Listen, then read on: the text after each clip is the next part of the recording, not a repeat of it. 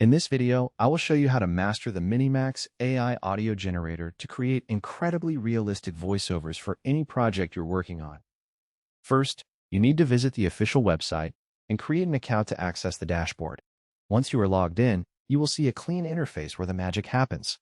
Start by navigating to the text-to-speech section and enter your script into the provided box. It is vital to use correct punctuation so the AI knows exactly where to pause for a natural flow. Next, you should browse through the extensive library of high-quality voices. There are many options, ranging from deep professional tones to upbeat, energetic styles.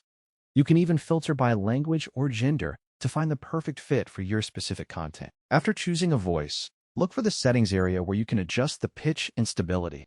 These small tweaks make the audio sound more human and less like a machine. Once you are feeling satisfied with your selections, click the Generate button and wait a few seconds for the technology to process your request. You should always listen to the final preview before moving forward. If everything sounds great, simply hit the Download button to save the file to your computer. MiniMax is truly a game changer for creators who want professional sound without expensive equipment. Start experimenting today and see how easy it is to bring your words to life with this tool.